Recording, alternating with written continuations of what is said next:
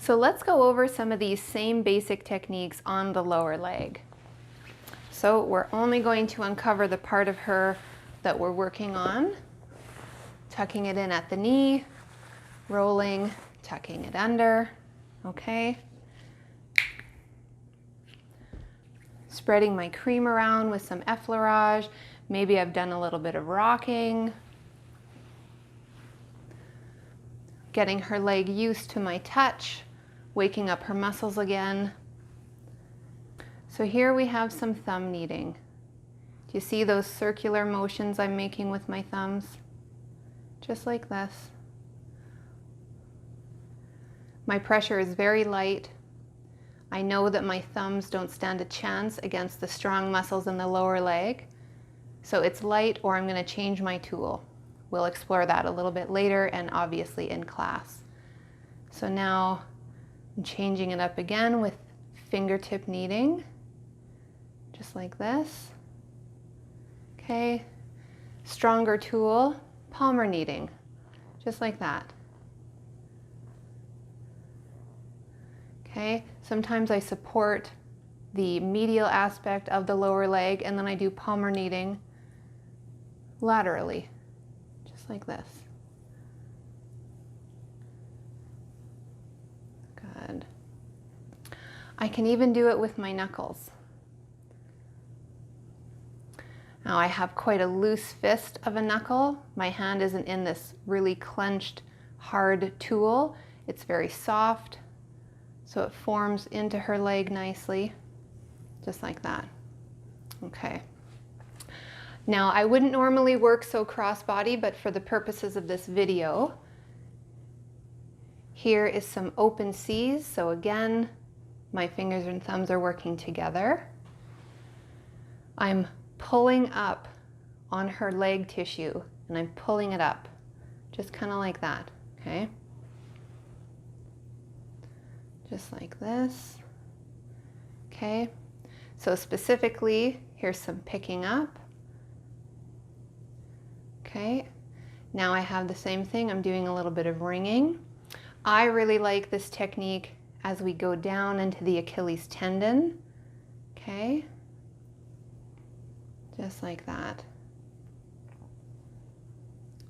Okay, maybe I'm doing some squeezing.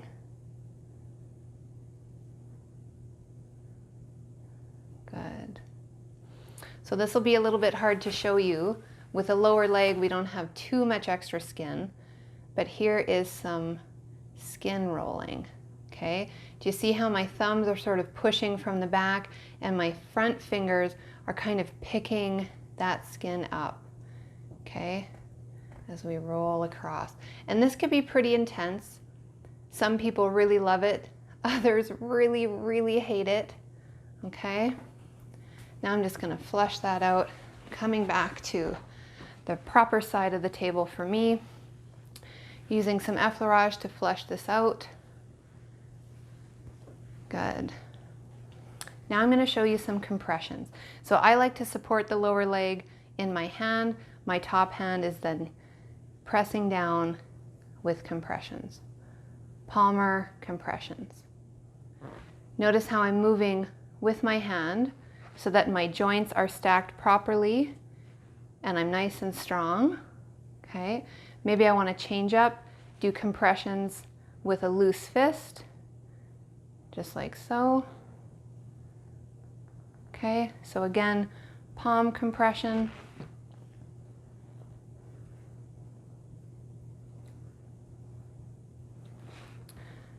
Loose fist compression.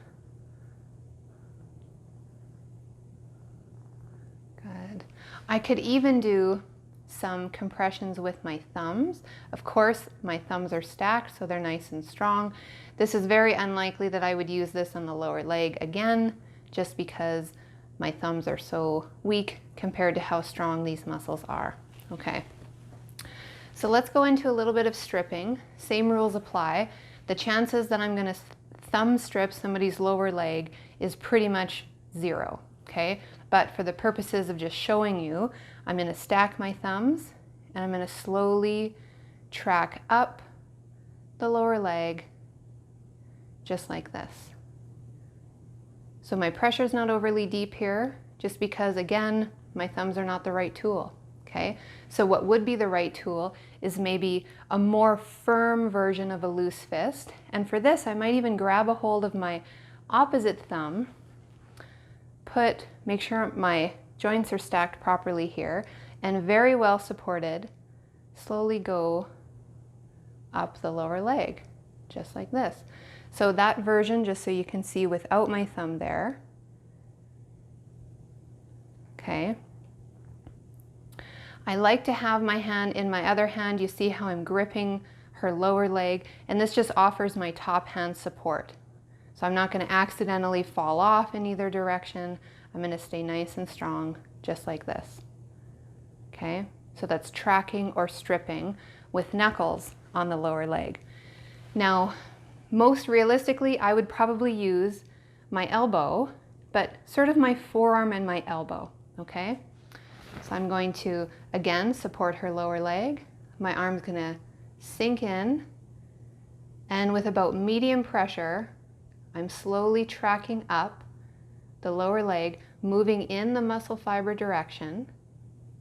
Again, we'll go through cross fiber frictions in a later video. Nice and slow.